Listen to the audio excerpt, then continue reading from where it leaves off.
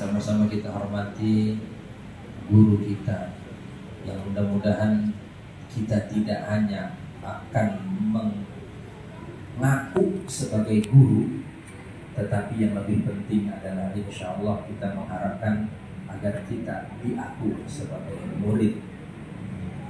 Al-Mukarram Sayyid Syekh Haji Ahmad Marwazi, mata'amallahu bituli hayatihi. Sebelum kita akan lakukan atau kita ikuti acara pengijazahan ini, ada beberapa hal yang ingin kami sampaikan. Bahwasanya yang pertama, harapan kita dengan ijazah ini, ijazah yang disampaikan kepada kita ini berarti estafet ilmu. Paling tidak kita sudah punya beban itu. Kita mendapatkan beban estafet ilmu dari para guru-guru yang bersumber kepada Rasulullah, sebagaimana tadi guru kita sampaikan.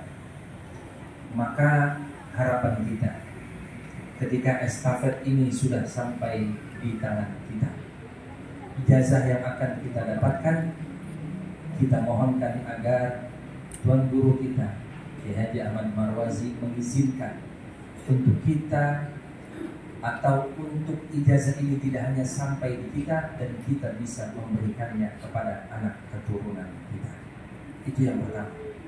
Yang kedua, yang paling penting menurut saya, bahwasanya ijazah yang akan kita dapatkan tidak akan menjadikan kita tinggi hati, tidak menjadikan kita merasa lebih dibandingkan yang lainnya. Wal'iyadzubillah, na'udzubillah, kita mohon agar kita didoakan menjadi murid-murid yang tidak blunder seperti yang sebelumnya. Gitu ya, paham kan? Ya. Yang kagak paham nggak apa-apa, lihat YouTube aja. Ya. Kita mohonkan itu supaya kita bisa membawa amanah estafet ilmu ini dan bisa kita wariskan ilmu ini ila mamariz zaman, sampai berakhirnya waktu dunia ini. Selanjutnya kami akan menyampaikan beberapa teknis. Yang pertama, nanti akan disampaikan pertama kata pengantar dari Al-Mukarram guru kita Kiai Haji Ahmad Marwazi. Kemudian nanti akan dibacakan ijazah sanad al-ahadits al-musalsalah oleh beliau sendiri.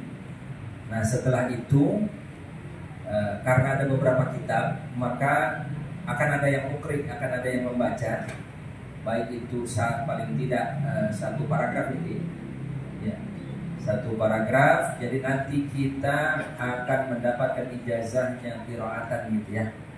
Nah, itu saya mohonkan kepada yang sudah tadi saya minta tolong untuk menjadi mukri, untuk mengambil posisi di depan supaya mic-nya kagak jalan jauh-jauh.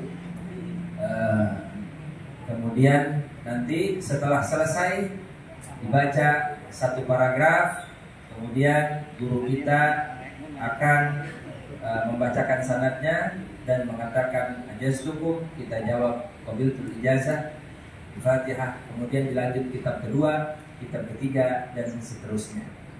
Itu saja dari saya.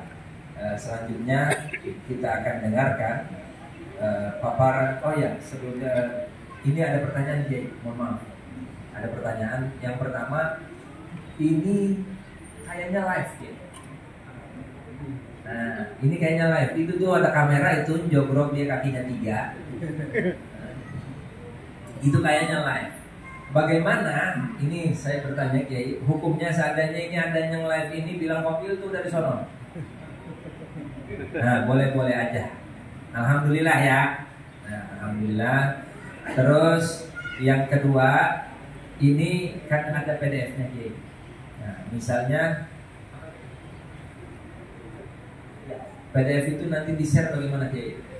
Artinya dengan catatan mungkin setelah kami terima baru kita boleh mengijazahkan begitu, Kiai. Ya, gitu.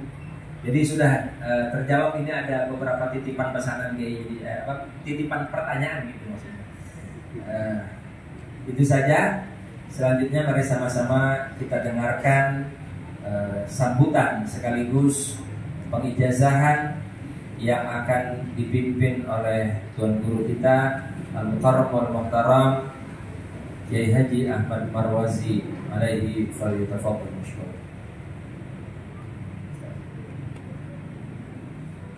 Bismillahirrahmanirrahim. Assalamualaikum warahmatullahi wabarakatuh. Alhamdulillahi wahdah, wassalatu wassalamu ala rasulillah wa ala alihi wa sahbihi wa man tabi'ahu wa nasarahu wa wala wa la hawla wa la quwwata illa billah. Amma ba'du. Para guru-guru, para asatizat, para santri, wabil khusus yang saya muliakan, yang saya kagumi, guru kita bersama Kiai Haji Baharuddin, matanallahu bitul hayati wa nafa'al bi'ilmi.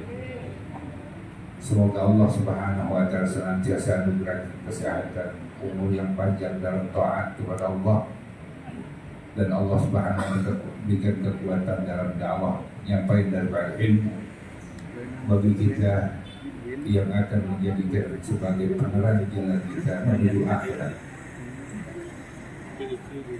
Hadirin hadirat, para asatizat, memang apa yang disampaikan oleh Ustaz Fauzi agar saya memberikan mukadimah tentang masalah periwayatan. Sedikit tadi saya sudah ngobrol dengan beliau. Ini bahagian daripada ilmu riwayah, itu adalah bahagian daripada agama ya. Sebagaimana kalau kita baca di dalam mukadimah kitab Imam Muslim yang diriwayatkan dari Ibnu Mubarak, bahwa beliau berkata al-isnadu minad-din ya. Laula al-isnad laqala man syaa man syaa. Karena ini sudah menjadi satu manhaj di dalam ilmu riwayah, ilmu hadis dan ilmu-ilmu yang lainnya yang para alim ulama wariskan kepada kita, baik itu di dalam ilmu fikih, ilmu bahasa, ilmu tafsir. Nah, ini harus apa? Harus berdasarkan daripada riwayat dan sanad. Maka itu Ibnu Mubarak menjelaskan di dalam mukadimah itu bahwasanya al-isnadu minad-din. Ilmu sanad ini, apa itu sanad? Sanad itu akan, kalau kita bahas secara gamblang di dalam mustalah hadis, yaitu raf'ul isnad ila qailihi. Sehingga apa? Yang kita riwayatkan, katakanlah hadis Rasulullah Shallallahu Alaihi Wasallam, kita riwayatkan hadis itu, tentunya kita harus apa? Mengangkat daripada riwayat tersebut sampai kepada Rasulullah Shallallahu Alaihi Wasallam. Itu qailihi, siapa yang mengatakan hadis itu? Rasulullah. Lah bagaimana kalau kita tidak mempelajari daripada ilmu riwayat? Bukannya nggak baik, ya, kurang baik dan kurang berkah. Dan ulama banyak berbeda pendapat ketika orang itu tidak memiliki riwayat. Maka sebagian ulama muhaddisin mengatakan, ya, tidaklah seseorang itu sepantasnya untuk mengatakan qala Rasulullah SAW sedangkan dia tidak memiliki riwayat. Dalam hal inilah saya memiliki kepentingan untuk para hadirin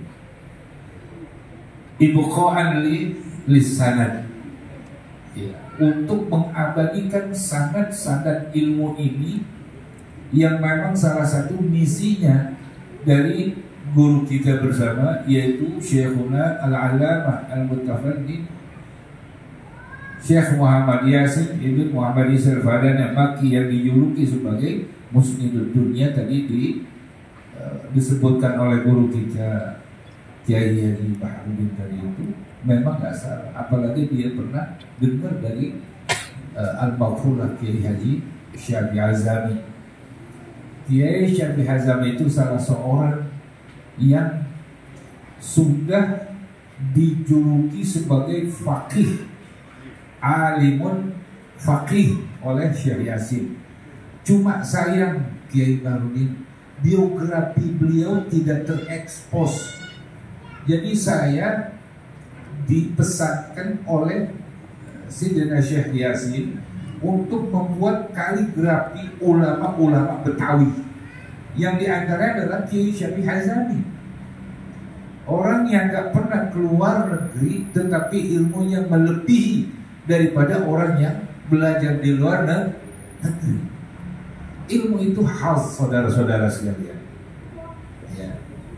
Nah, dengan optimismenya ketika itu Syekh Muhammad Yasin Ibn Muhammad Isa Al-Fadani, kalau memang bisa ya para alim ulama Betawi itu dibuatkan biografinya, subhanallah, orang akan melihat bahwa tidak sedikit para alim ulama di Jakarta itu yang memang benar-benar mumpuni di dalam bidang ilmu tersebut.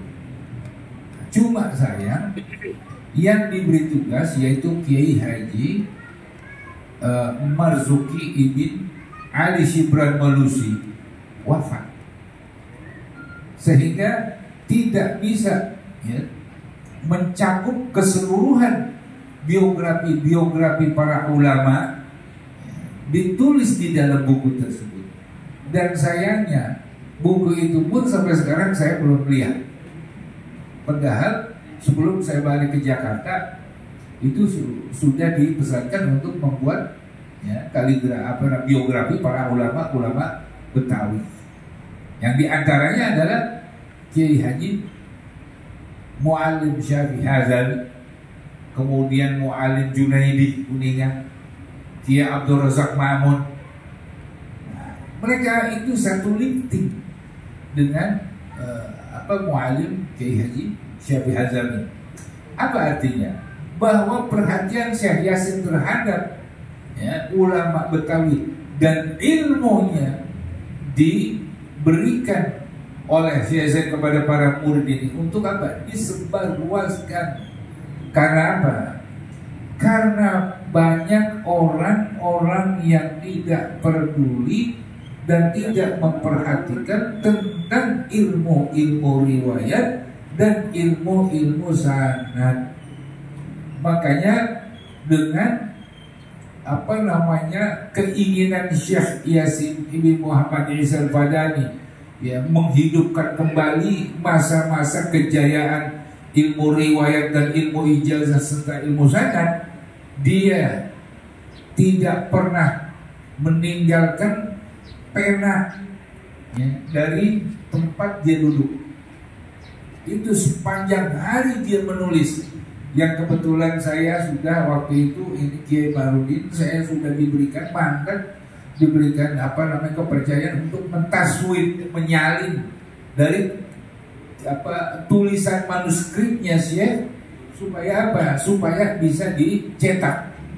Dan alhamdulillah puluhan ilmu riwayat telah tercetak yang sebagian dari rekan-rekan yang waktu itu khidmah kepada Syekh Muhammad Yasin Ibn Muhammad Isa Al-Fadani ya, sehingga banyak kitab-kitab ilmu riwayat yang saya lihat pada masa sekarang ini yang terbanyak adalah yang dikarang oleh Syekh Muhammad Yasin Ibn Muhammad Isa Al-Fadani Al-Makki, karena dia menulis semua cakupan guru-gurunya yang kurang lebih sekitar lebih dari 700 guru. Kita bisa bayangkan bagaimana kalau seseorang itu memiliki 700 guru. Nah itu tadi ya apa guru kita bersama ini Kiai baru mengatakan al ilmu yati wal yut. Dia ini yang datengin. Karena apa? Orangnya waktu muda itu rajin mengembara. Nah cuman kalau dalam mengembara ini susah untuk kita pikirin dah. Itu nggak kejangkau dengan apa akal kita. Ya. Dan perlu kita ketahui hadirin sekalian, Syekh Muhammad Yasin Ibn Muhammad Isa Al-Fadani adalah salah seorang kutub, ya, di antara kutub-kutub Allah Subhanahu wa Ta'ala. Cuman dia enggak lebih tenar dengan gelar kutubnya. Dia bersembunyi ke wilayahan kekutubannya itu, ya, apa namanya, makom kutubnya itu dengan ilmu. Nah itu baru hebat. Ya, ada orang yang meninggalkan ilmu tapi dia lebih memperlihatkan makom kutub. Saya bertemu dengan beberapa masyayikh, di antaranya adalah anak gurunya Syekh Yasin sendiri, yaitu Said Hamid Ibn Tahir Ibn Alawi Al-Haddad. Ayah itu Mufti Johor.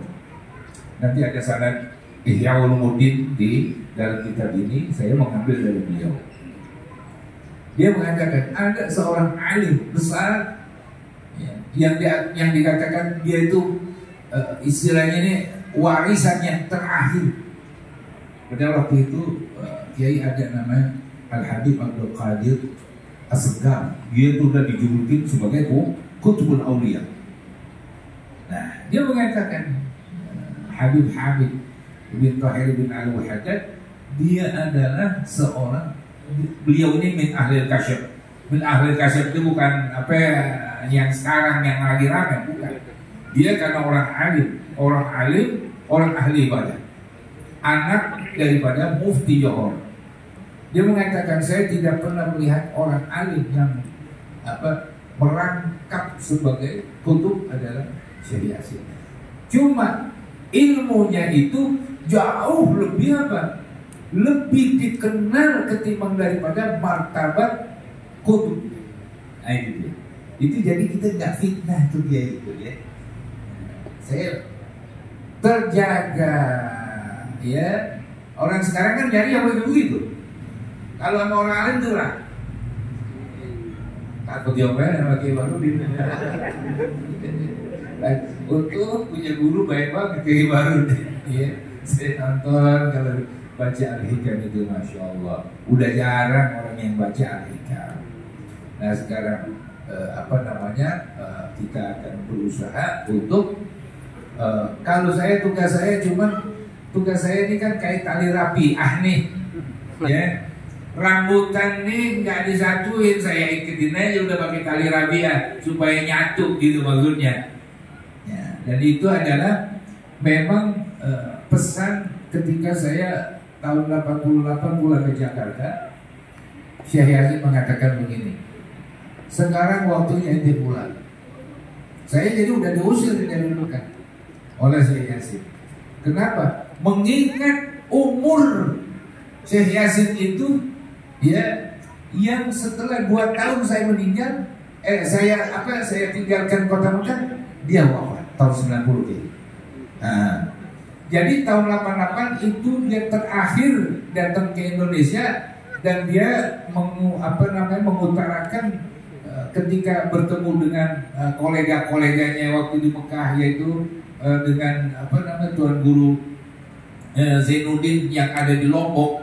Dia mengatakan saya datang saat ini untuk ziarah wada dan saya tidak akan kembali lagi. Benar. Tahun 90 dia wafat. Semua di Kebanjar begitu juga, ini ziarah terakhir. Di Sumatera dia mengatakan ini ziarah terakhir. Jadi sudah kelihatan bahwa kita nggak akan ketemu lagi. Dan termasuk saya waktu itu juga udah nggak bisa kembali ya, karena saya 96 baru balik lagi ke Mekah haji. Dia memesankan hidupkan ilmu ini yang sudah diambang redupnya.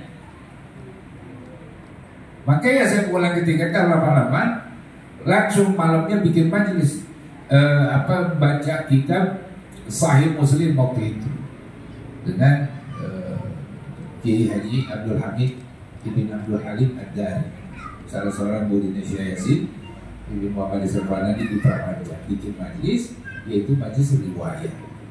Nah dari situlah mulai saya kembangkan, saya sampaikan ilmu-ilmu riwayat itu sesuai dengan pesan Fadilatul Syekh Muhammad Yasin, agar jangan sampai kita ini terputus tadi nisbat ruhaniyahnya kepada baginda Rasulullah Sallallahu Alaihi Wasallam. Gak apa-apa saya datang kemarin, gak apa-apa, bukan Khalil Adam, gak, dia Baharudin udah bener ya.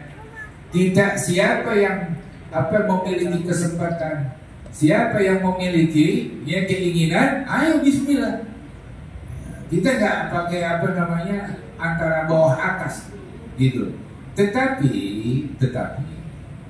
alangkah baiknya kalau kita belajar dengan Kiai Baharudin ini, datang ke rumahnya, ke pondoknya, ya.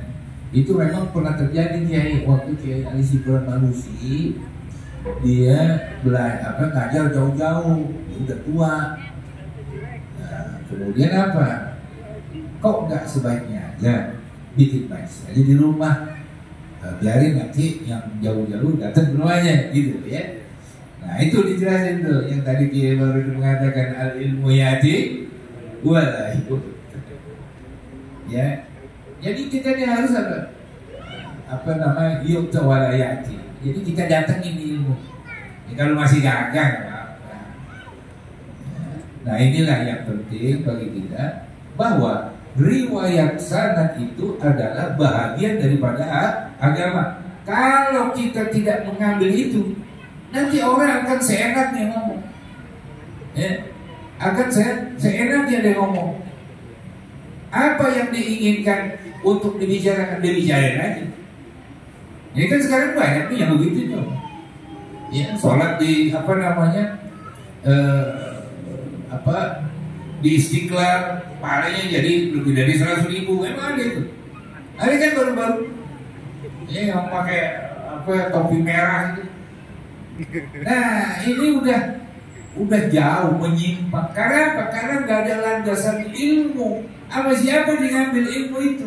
Kalau kita jelas, ya pesantren ini Darul Hikam sesuai apa yang dibaca oleh Kiai kita, Kiai Baharudin. Nah kita datang, kita belajar, jelas yang kita baca ilmu, gitu. Yang diajarin kitab Al-Hikam. Nah kalau orang yang ngomong sembarangan begitu, yang ada dasarnya, nggak punya guru, nggak belajarnya sama Kiai Baharudin tadi dibilang Mbah Google, Syekh Google tadi, udah bikin sesat. Ini yang saya prihatin ya di zaman sekarang ini, karena mereka tidak mau untuk belajar secara dirayah dan tidak mau mengambil riwayat. Selesai, hilang keberkahannya. Dan apa yang terjadi? Itu akan menimbulkan fitnah. Jadi yang jelas-jelas aja nah. Ada Kiai Baharudin sini, udah jangan jauh, jangan kemari aja, belajar sama dia, baca. Saya ngikutin dari awal sampai akhir. Saya ngikutin baca Al-Hikam Syarah Imam Syarqawi. Ada kita alumni nyari yang lain-lain, yang macam-macam kan gitu. Nah, karena apa? Karena beliau diwariskan ilmu oleh gurunya, yaitu Kiai Mu'alim Syarif Hazani, yang jelas, yang dipuji ya ilmunya oleh siapa? Oleh para alim ulama, yang diantaranya Syekh Yasin dan Syekh Osman Zain ya, Al-Hadrami. Dia tahu bahwa Kiai Syekh Hazami ini adalah salah seorang alim faqih lughawi. Apa yang akan dibahas sama dia? Ya semua ilmu ada. Nah inilah warisan para para nabi-nabi ini yang masih hidup sekarang itulah yang kita harus apa? Yang kita harus ambil ilmunya.